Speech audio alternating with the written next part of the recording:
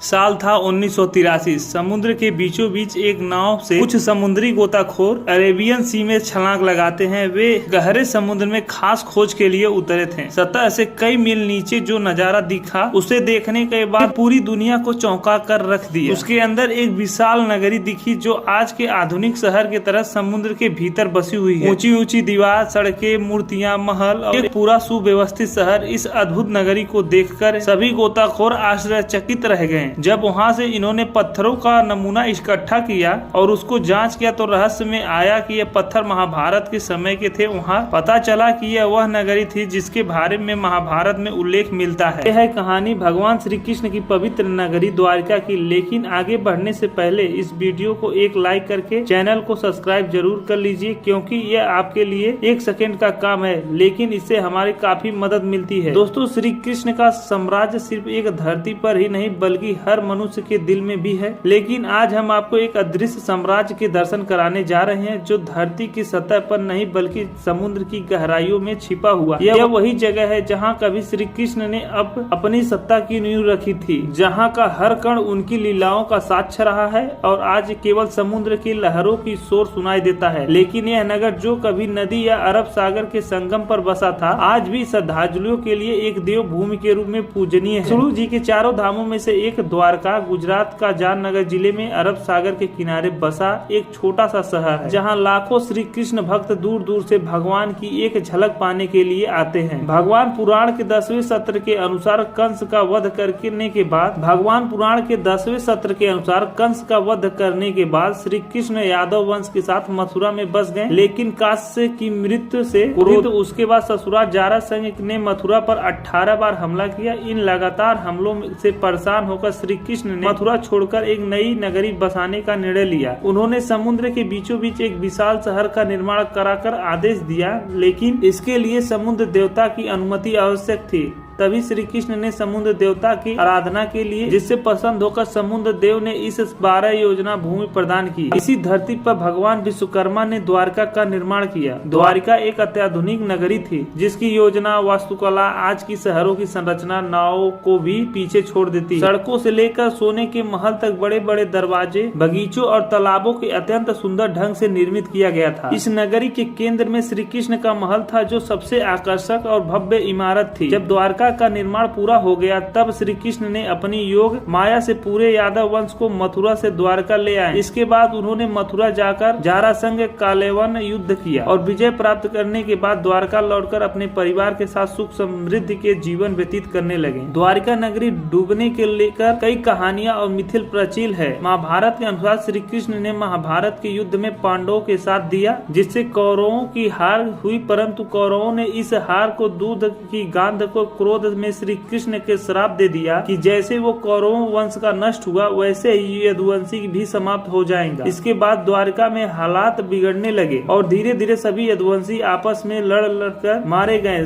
जब सभी यदुवंशी समाप्त हो गए तो बलराम ने भी शरीर त्याग दिया। बलराम ने जाने के बाद श्री कृष्ण अत्यंत दुखी हो गए और वह वन में अकेले विचरण करने लगे। एक दिन वो पेड़ के छांव में बैठकर धारी के श्राप के बारे में सोचने लगे। उसी समय जारा नामक एक शिकारी से दूर से श्री कृष्ण के पैर के अंगूठे को हिरण का अंगूठा समझकर तीर चला दिया। जब वह शिकारी अपने शिकार के पास पहुंचा तो उसने श्री कृष्ण को पहचान लिया और उससे क्षमा मांगने लगा। श्री कृष्ण ने उसे अभय दान देकर शांत भाव से देह त्याग की। श्री कृष्ण की मृत्यु का समाचार जब अर्जुन तक पहुंचा तो वह अत्यंत शोकाकुल हो गए। अर्जुन द्वारका पहुंचे और वासुदेव जी से नगर में शेष लोगों को बचे हस्तिनापुर चलने की तैयारी करने को कहा। इसके बाद अर्जुन ने प्रभास क्षेत्र में जाकर सभी यदुवंशियों का अंतिम संस्कार किया। अगले दिन वासुदेव जी ने भी प्राण त्याग दिया और उन्होंने अंतिम संस्कार किया। अर्जुन के द्वारा शेष बचे स्त्रियों बच्चों को लेकर नगर छोड़ दिया। जैसे ही लोग द्वारका से निकले, नगरी और उनका राजमहल समुद्र में समा गया। प्रचलित कथाओं के अनुसार गांधारी के श्राप के अलावा श्री कृष्ण के पुत्र शाम को भी ऋषियों ने श्राप मिला था। एक बार महर्षि विश्वामित्र, ऋषि नारद, कव्य और अन्य देव देवताओं आए यादव वंश से कुछ शारीरिक लड़कों ने श्री कृष्ण की पुत्र श्याम स्त्री वेश में तैयार कर ऋषियों के मजाक करने की सोचा। उन्होंने ऋषियों को कहा कि यह स्त्री गर्भवती है और उन्होंने ऋषि से पूछा कि गर्भ में पल रहे शिशु को कैसा होगा। ऋषियों ने उसका उपसार देकर क्रोधित होकर श्राप दिया कि इस स्त्री के गर्भ में एक मुसल जन्म लेगा जिससे पूरे यदुवंशी का विनाश होगा। महाभारत के 23वें और 24वें श्लोक के अनुसार श्री कृष्ण ने 125 वर्ष तक पृथ्वी पर रहकर आध्यात्मिक लोगों को जाने के लिए देह त्याग कर गए। उसी दिन द्वारका नगरी समुद्र में समा गई। यही वह समय था जब कलयुग के आरंभ हुआ। समुद्र के देवता ने एक बार फिर से उस भूमि को वापस ले लिया, द्वारका को वापस से डुबो दिया, परंतु भगवान श्री कृष्ण ने महल बचा दिया। दोस्तों, द्वारका आज भी एक रहस्यमयी नगरी बनी हुई है, लेकिन वर्तमान में समुद्र में छिपे अवशेषों की खोज की जा रही है। तो आइए जानते हैं इस पर हमारे आर्कियोलॉजिस्ट क्या कहते हैं। महाभारत के अनुसार प्राचीन द्वारका समुद्र में डूब गई थी और इस कारण से आज एक महत्वपूर्ण पुरातात्विक स्थल के रूप में उभर रही है। सबसे पहले द्वारका के समुद्री अवशेषों पर ध्यान भारतीय वायुसेना पायलट का गया। जब वह समुद्र के ऊपर से उड़ान भर रहे थे, तब इसके बाद 1970 में जामनगर के गैलेटियन में इसका उल्लेख किया गया। इससे पहले कई लोगों का मानना था कि द्वारका एक काल्पनिक नगरी है और काल्पनिक कहानियों को कोई ऐतिहासिक आधार नहीं है। महाभारत के अनुसार श्री कृष्ण ने कहा था कि द्वारका एक ऐसी भूमि पर बसी थी जो समुद्र से निकलती थी। जब पानी में दोबारा अपनी पुरानी जगह पर वापस की गई तो पूरा शहर डूब गया। द्वारकाधीश मंदिर के पास शुरू हुई पानी के नीचे की खुदाई में कई प्राचीन मंदिरों का अवशेष मिले, जिससे यह स्पष्ट हुआ कि जैसे जैसे समुद्र का जल स्तर बढ़ता, मंदिरों की नई नई जगह पर स्थानांतरित किया गया। इसमें प्रसिद्ध भारतीय पुरातत्वविद डाक एस.आर. राव को प्रेरित किया कि समुद्र के किनारे खुदाई की जाए, जिससे पता लगाया जा सके कि इसमें डूबे शहर असली प्रमाण मिलते हैं या नहीं। सन 1979 में डाक राव ने उनकी टीम की एक खोज शुरुआत की। उन्होंने महाभारत की तिथि के इसके ऐतिहासिक प्रमाणों के संदर्भ में उभर रहे विवादों को द्वारका के अनिश्चित उत्खनन के लिए प्रेरित किया। खोज के दौरान समुद्र की गहराइयों में द्वारका के महत्वपूर्ण अवशेष मिले, जिनमें से 560 मीटर लंबी दीवार भी थी जो महाभारत के वर्णित द्वारका की दीवार में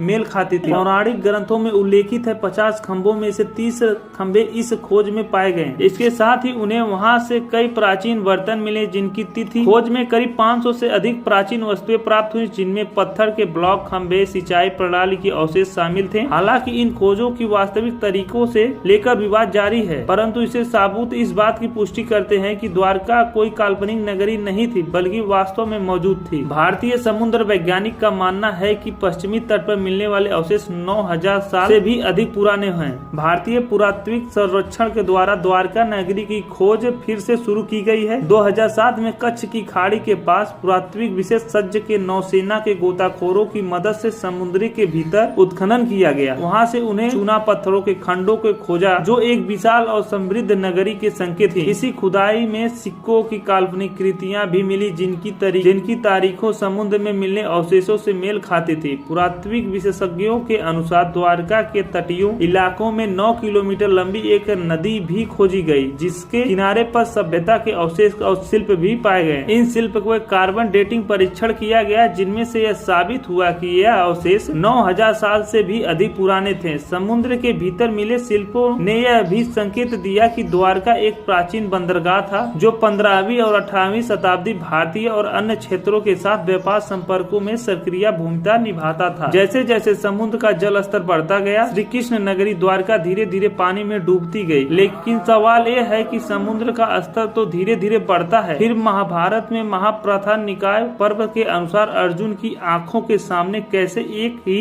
पल में विशाल लहरों द्वारा द्वारका को हवाल में समेट लिया गया। आज भी कई लोग महाभारत, रामायण, भगवान विष्णु के अवतार और अन्य पौराणिक कहानियों को मिथल मानते हैं, लेकिन द्वारका ही नहीं और कई खोजें इस बात का प्रमाण देती हैं कि मानव का अस्तित्व सिर्फ हड़प्पा और मोहनजोदड़ो के समय तक ही नहीं सीमित था, बल्कि उससे भी हजारों साल पहले का है। श्री कृष्ण की नगरी द्वारका का सिर्फ एक पुरातात्विक खोज नहीं, बल्कि एक सांस तिल धरोहर भी है, जो हमारी आस्था, इतिहास और विज्ञान को एक साथ जोड़ती है। जैसे जैसे हम आगे बढ़ते हैं, हमें याद रखना चाहिए कि प्राचीन सभ्यता और उनके अवशेष हमें सिर्फ हमारी संस्कृति का अंश नहीं, बल्कि उस समय की महानता और बौद्धिकता को झलक भी देती है। अगर आपको यह वीडियो पसंद आया है तो लाइक और शेयर करें और हमें कमेंट में बताएं कि आप किस विषय की जानकारी चाहते हैं। ऐसी अनुशासित और अनदेखी कहानियों के बारे में हमारे चैनल को सब्सक्राइब जरूर करें।